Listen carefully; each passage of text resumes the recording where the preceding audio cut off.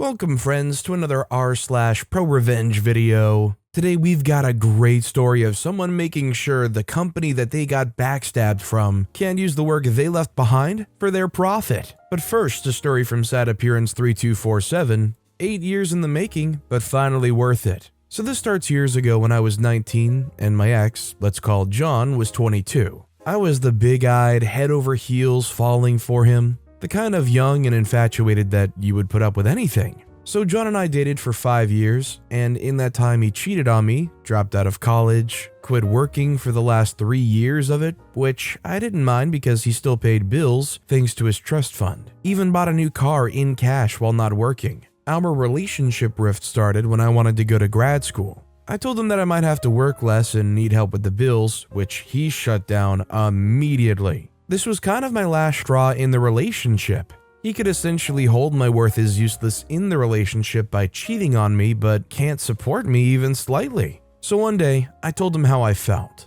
He told me that cheating was because he wasn't sure of his sexuality and believes he might be bisexual. So what was I supposed to do now 4 years into our relationship? We agree we can try an open relationship. Obviously, this is where it falls apart. He gets upset that I was hanging out with another guy, which I thought was hypocritical. A few months pass and John declares that he's gay. I'm not upset or hurt. I continue to try to be a friend and supporting because I know his family's very homophobic. Because we dated for so long, much of our bills were together. So once I could get out of everything financially, we officially break up. I think, well, that's it. Wrong. John started on the slander train telling people I cheated on him, trying to turn my childhood friends against me. He was very much still in the closet. Little did he know many of his accounts were still logged into my phone and computer, including his iCloud. So I went through a deep dive, screenshotting everything I know that's taboo to his family. Him getting railed, him with a you-know-what in his mouth. You get the idea. Found more evidence of him cheating throughout the years. I didn't do anything with the photos until 3 years later. Apparently a mutual friend said he was still in the closet talking about me to his family, so I started a group chat on Facebook Messenger with everyone we both knew and uploaded the screenshots and photos. Immediately removed myself from it and let chaos ensue. This has nothing to do with his sexuality but him being a jerk to me. I know life is difficult and hard for the LGBT community. If I could have shown his family what crap he was without outing him, I would have. So I guess OP clarified that the photos weren't like actual graphic photos, I guess you could say. They were fully clothed and like kissing or implying a relationship like PDA. So considering this guy went behind OP's back and kept talking bad about OP to their own family, to their childhood friends, was what OP did here justified? Or is it just always going too far to leak photos of any kind like that? Should OP have just dealt with the accusations? I'd like to know what you guys think in the comments down below. This next story is from Wandering to Nowhere. Bob is dead. This happened 20 plus years ago, back in the days when everybody had a landline with an answering machine. Yes, I am old. I moved to a new city, got my phone line hooked up, and almost immediately started getting phone calls for whoever owned my phone number before me. I'll call him Bob because that was his name. The number of phone calls was ridiculous. I would come home from work to at least 5 or 6 messages on the answering machine asking Bob to call them back. Throughout the evening, and as late as midnight, sometimes later, I'd get more calls for Bob. All day long on the weekends, it seemed like a mix of business, bill collectors, and friends and family of Bob. Each person I talked to, I would explain that this wasn't Bob's number anymore, and I hoped that eventually the people leaving messages would figure out that they had the wrong number. But nope.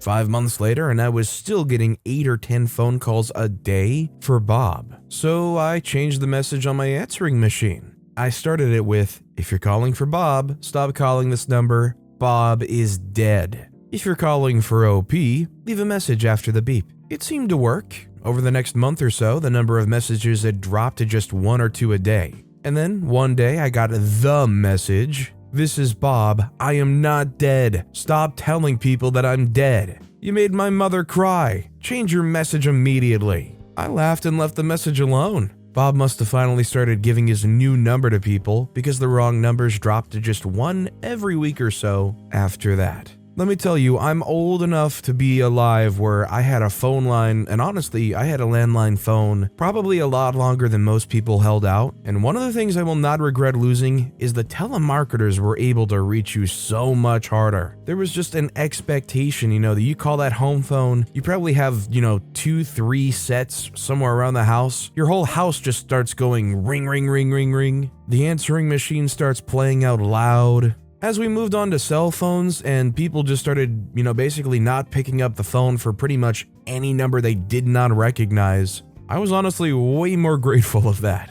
Our next story is from SJC Lynn, party of 12 at 7 p.m. Sure, we'll be ready for you. Some years ago, we started to get phone calls for a rather upscale downtown restaurant. We would tell them that they had the wrong number, but they kept coming, so there had to be a reason. After a few tries, we were able to find out where they got our number. One of the restaurant managers had cards printed up with our number on it. We called the restaurant a few times and informed them what was happening. They said they would take care of it, but didn't. I stopped trying the nice route when they basically told me to screw off and stop calling. I stopped calling as they requested and started to accept reservations. They probably didn't notice since the first ones were for small parties that could be worked in. The calls finally stopped after I took a reservation for a party of 12 at 7 p.m.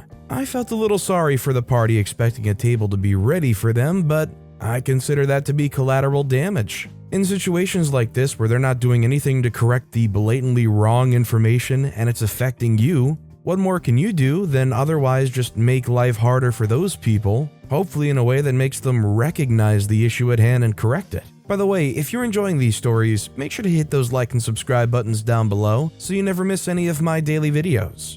This next story is from Tina Lane 0. Loud neighbor keeps being loud, so I informed her last rental of her new address. I live in a duplex and we share a wall. The neighbor that moved in is constantly screaming and berating her kids every single day at the top of her lungs. My dad went over to talk to her about it and she apologized to him. I messaged our property management about insulating the walls due to the noise since they were already planning to do the attic, and I guess they told her. That pissed her off, so now she's being loud on purpose. The walls are super thin, so I heard her entire conversation with the property manager, calling my dad all kinds of names and then hanging up to tell her cousin what she was going to do in retaliation. Here's the revenge. She obviously doesn't understand how thin the walls are or doesn't care. I heard her yelling on the phone with a former property management place, and she apparently caused some damage to the tune of $1,000. She blocked their number, but from the conversation, I was able to look up their contact information and sent them the necessary info to follow up with her in case they need to file a suit. Good luck paying your rent. She already complains about money and no one helping her out. I wonder why. All I can say is, it's no surprise to me that nobody wants to help out somebody like that. If you want somebody to help you out, you gotta be a person worth helping.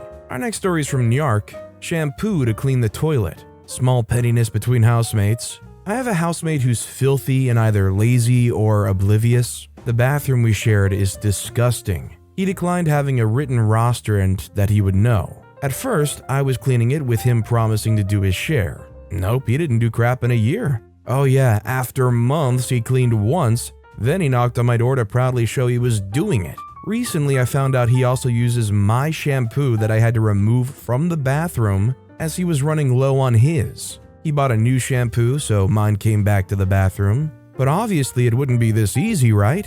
He kept using mine while having a full bottle of high-end shampoo. I've decided his high-end shampoo is as good as any toilet cleaner product. I consider this a cleaning tax. I mean, if you're gonna be in the situation where you do keep cleaning it and they're not picking up their slack, I mean, hey, use that shampoo. Get a little petty about it and get a little bit of payback that makes you feel a little bit better. This next story is from Primary Valuable 5607. You're not going to exploit my knowledge. This was 16 years ago. I'm a hairdresser and love doing color. In the early years of my career, I went to a lot of additional color classes, so I have an in-depth knowledge of color theory. I'd been working in one particular salon for a few years and had bought and grew a darn good clientele when I had gotten pregnant for my twins. I was in my 30s at the time and there were a lot of concerns about my physical well-being by my team of physicians. While pregnant, my employer found out she had cancer. I'm very loyal to people I consider a friend. And when I tell you I went above and beyond, even while experiencing a high-risk pregnancy, it's not an exaggeration.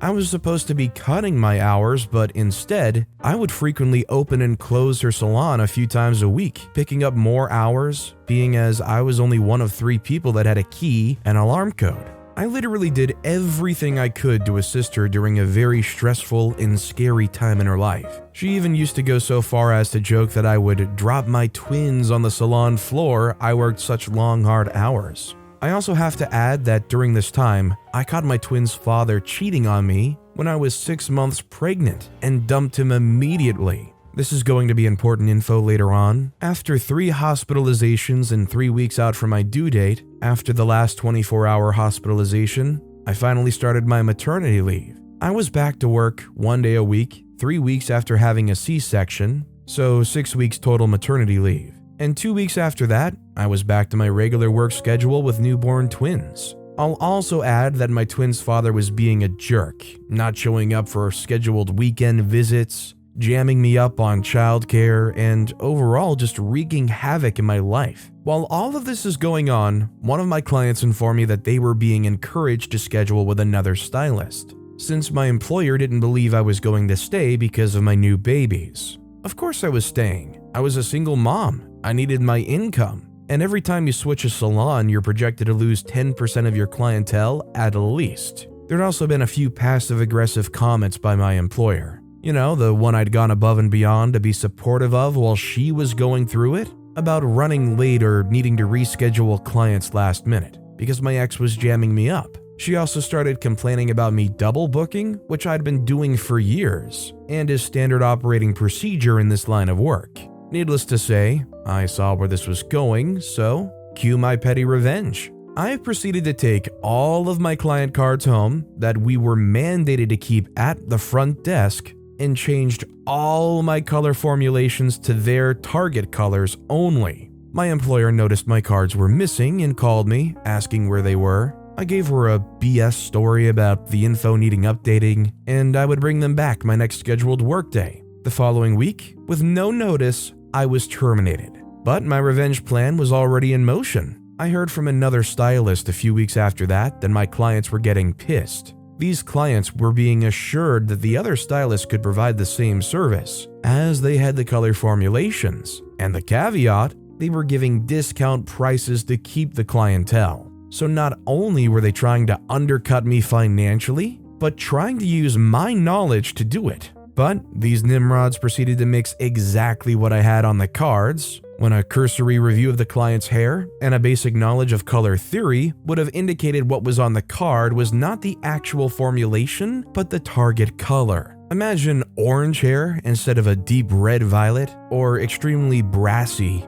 in lieu of a beige blonde. That's right, people had to think for their money and not ride my coattails. I might not have been able to keep all my clients, but no one else was going to make money off of investments I made in myself either. To this day, I absolutely refuse to leave my formulations accessible to anyone else, and have never, ever trusted another employer to have my back. This story kind of poses a really good question.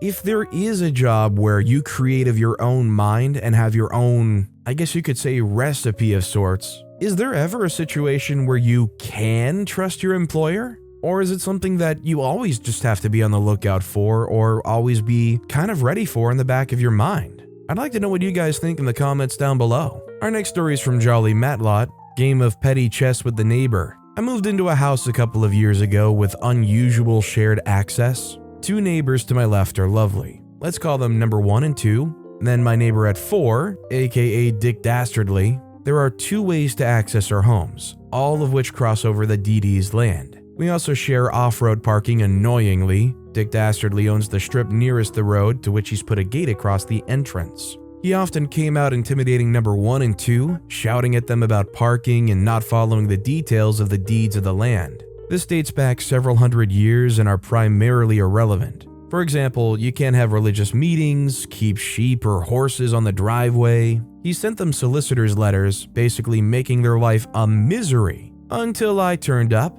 I'm a big guy with a lot of common sense. He tried to assert his authority as soon as I moved in by saying no to anything I suggested, For example, cable TV, faster broadband, me paying for an automatic gate for all of us to use. He takes photos of my garage and tarmac, God knows why. The list goes on. Let the petty wars begin. I win the hearts and minds of all the neighbors in the street. I've been funny, charming, and helpful, laughing with the rest of the road. I've got number 1 and number 2 working with me via WhatsApp on the gate opening, see below. I've studied the deeds and followed them exactly. If the gate is closed, we open it and leave it open. Nothing enacts about gates or locks. We park our cars with the wheels right up to the boundary, with the vehicle overhanging onto his land. He doesn't own the air above his ground. He must be outside closing the gate 10 plus times a day. We slowly stroll past his house windows. I've had a bin cupboard built adjacent to his parking. And the pettiest of all, a long-term move. I've replaced all my fencing inside the existing fencing facing his garden. It's cost me a minimal amount of land, but it's oh so worth, as I've said he can't touch my fence to make it look nice on his side. His response has been to glare at me with hatred in his heart and threatens me with solicitor's letters. I've remained calm and said, I look forward to seeing him in court. No letter ever arrived. His latest move is to move his bins close to my car. It doesn't affect me, so I don't mind. I still have the ultimate move to make, and that's to park my car in front of his garage. The deeds state that I have to allow access. He doesn't use it for a car, so all I have to do is leave enough space for him to open it, but no more. My nice neighbor's life have improved so much that we often had a cuppa together, and we've turned the jerk from an intimidating bully into a character we laugh at. I shall report back over the years with updates. I mean, I'm sure the stature of OP helps being a big guy, but I think this is more about just mindset and knowing your rights, not letting someone try to steamroll you over with baseless threats. And Lord knows that most people that are threatening some kind of legal action don't actually want to go through the bother of filing anything in court, getting a lawyer, paying any of the fees to get to that point. Just like you can't just declare, I'm declaring bankruptcy. You can't say, I'm suing you, and just have that alone be enough of a threat. And our final story of the day is from Red Squirrel. Back into my piece of crap car and blow me off for months? You'll pay, just you wait. The story's from a better part of a decade ago, when I was pretty naive and only a couple years out of high school. I had a bit of a rough patch after dropping out of university and ended up living in my '06 Corolla, manual transmission with a roller windows, the bare bones build, for a number of months. At some point during this time, I was waiting for a pump to open up at a gas station with my younger sister when another sedan backs out of one of the spots straight into the side of my vehicle. I got out right away as the line wasn't moving and surveyed the damage, while the two gentlemen from the offending vehicle approached me. As I observed 2 or 3 pretty obvious dings on 2 of the panels that join near the rear wheel well, the man from the passenger seat engaged communications, telling me that he'll give me $500 to take care of this right now. Now, I may have been, and may still be, naive, but I'd been in one prior accident, literally the first time I drove with my brand spanking new driver's license to get a gallon of milk for mom, and admitted fault very quickly, and was determined to be less panicked and more reserved in the event of another incident. So I declined the man's offer and asked to exchange information with the driver, to which he supplied his driver's license, which I took a picture of, and his business card. His title was the Senior Vice President Relationship Manager at a bank a couple of towns over, and I also made sure to take a shot of his license plate. Satisfied that I knew who he was, although with a nagging doubt in my mind about not actually collecting any insurance information, I continued my evening and enjoyed sushi with my sister and parents. Initially, upon my contacting the offending party, communications were relatively smooth, with Mr. Banker asking me to get an official estimate, to which I obliged. I didn't know anything about vehicle service beyond buying oil changes and fuel, so I just looked up a local body shop near me and went there. It was a shop one town over with a name like Frank's Auto Shop or the like, obviously a local kind of place. They assessed the damage, which was purely cosmetic damage, but it would require them to disassemble most of the port side of the vehicle, as the Corolla is, as I understand, designed to be cheap to manufacture and reliable, but not convenient to do localized repairs. That estimate put us at about $1,600. I made no delay in relaying said estimate to Mr. Banker, who called me post-haste to inform me that, "That's ridiculous, there's no way it costs that much. They're not a reputable shop." He then informs me to go to a different shop, which is a nationwide chain, think width of a bullet, which he says is reputable. Basically all but accusing me of trying to take him for a ride. I'm living in this car, man. I'm just trying not to get screwed out of what little I have. Anyways, I oblige him because I feel like it's more likely to lead to a resolution than arguing while I'm all flustered and nervous. But remember, I'm a sheltered 20-year-old who has no idea how any of this stuff actually works. So when I looked up the nearest branch under his preferred brand name and go there, I discover it's a branch that actually specializes in German cars like Porsche. I have no idea if this impacted their estimate in terms of hours worked, as obviously the Corolla would be a bit of an unfamiliar machine to them, but regardless, the new estimate put us closer to $2,000.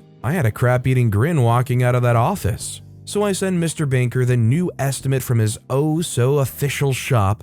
Turns out local guys actually can give great deals. Who knew? And I believe he pretty much ghosted me from there. One or two texts may have been exchanged. It's a little fuzzy. The gist of it was, he didn't want to deal with the situation. And I think that he knew I was nervous and a somewhat out-of-my-depth kid. So he wanted to leverage his confidence and bully me into silence. Reddit, I'm not proud of it, but it worked for a time. I wasn't really doing what I needed to do or thinking the way I needed to think at this point in my life. So among all the other things I was neglecting, this situation fell by the wayside after a couple weeks. My parents, frustrated with my lack of life progress, were categorically unsupportive, despite my father being an attorney. As far as he was concerned, he paid for the car, which I was grateful for, and the insurance for that first couple of months, and that's all he needed to contribute. I don't blame him, but at the time it was pretty deflating, as I was always hoping that he would be my ace in the hole.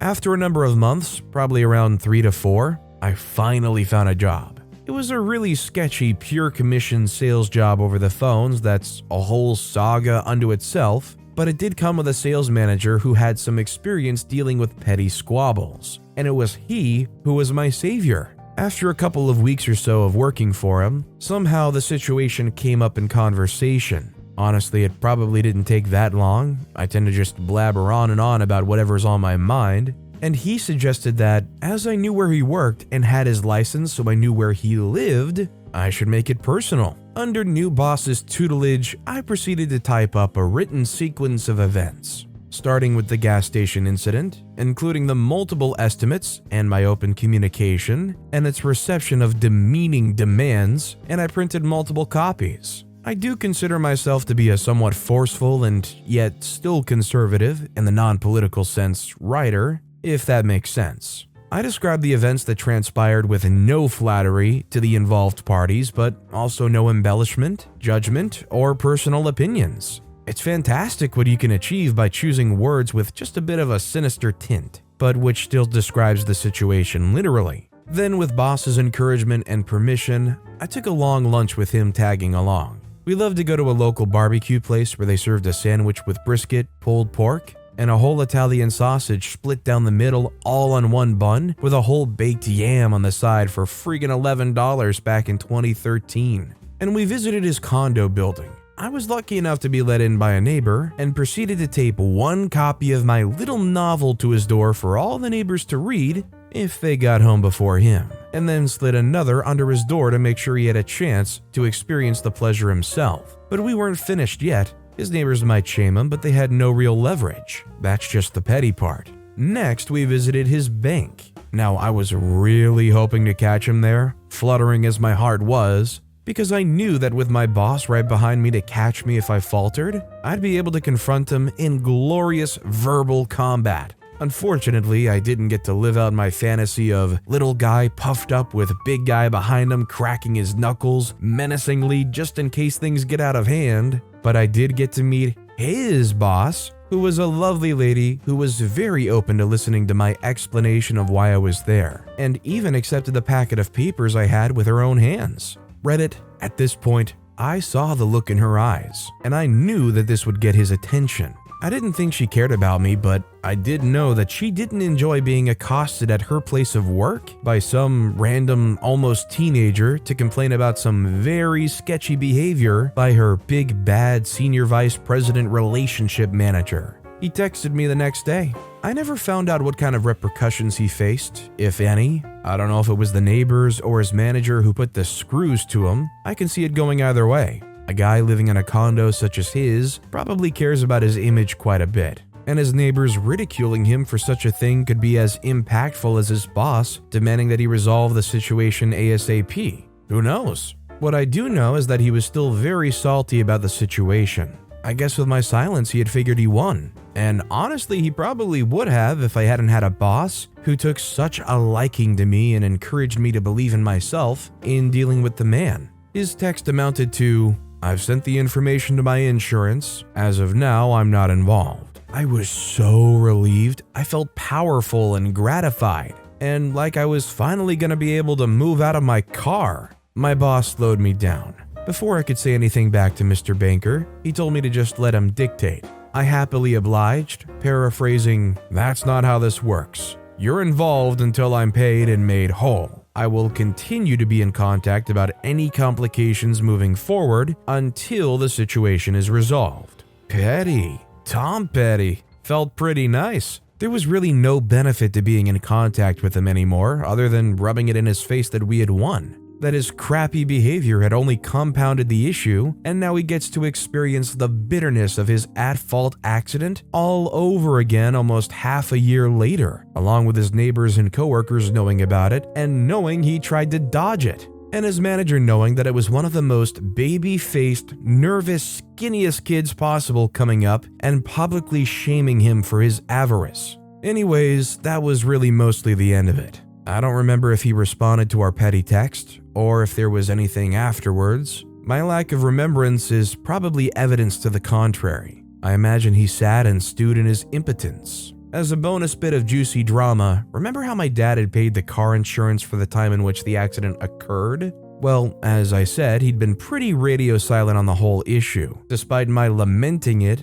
and opted to just do nothing to help me for the duration of the months where I felt powerless and taken advantage of. Now obviously I'm very biased in my feelings regarding the events that transpired here, so feel free to call me an entitled brat if you feel I was. But what transpired next really infuriated me and is something I've never actually totally forgiven him for. At some point, I was telling him how I had finally won, the whole story I'd typed here, and how I'd gone through the offending party's insurer and was set to receive about $900 cash in lieu of accepting their, obviously BS discounted, repairs to the vehicle. They claimed that their guys would take the panels off for free so they didn't have to include the hourly labor for disassembling the panels in their estimate, cutting it down by about half. My dad, who had been disaffected by the whole scenario thus far, suddenly was very invested in the payout. He informed me that since the car was technically in his name, and since he had paid the insurance, he was taking that money, and he had every right to do so, as in order to communicate with the insurance people, he had to be on a three-way call to authorize the discussion as the title holder of the car. I felt like the fresh wind had been swept from my sails, leaving a sagging feeling of powerlessness that was all too familiar. But luck struck me once again.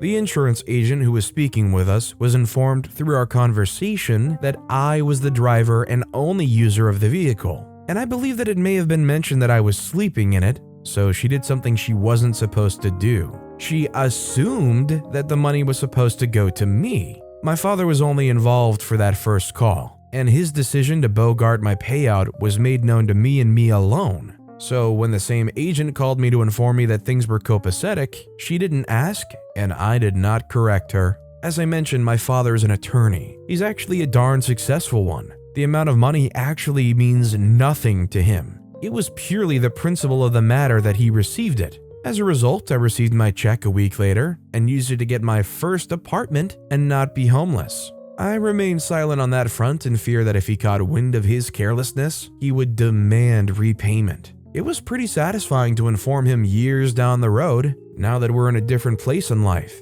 and I don't live under his thumb, that I'd received that money and that he'd never even thought about the fact that he never heard anything about it. To me, it got me a flat surface to sleep on, To him, apparently, an afterthought. My bonus was actually really long. I hope you enjoyed Reddit. This is why you gotta have love and respect for anybody, whether it's a friend, a coworker, a relative, anybody that stands up for you and is willing to take some time to just help you brainstorm some things. The fact that OP found this boss who was willing to go down there with them and empowered them to get back what they deserved, by far and away the best part of the story. I wish I could be as good of a person as that boss was in that moment. But with that being said, that's all the time we have for today. Now, if you want to hear another absolutely crazy revenge story, click on that left video, or if you missed my latest video, check out the one on the right. That said, I'll see you all next time with some more stories.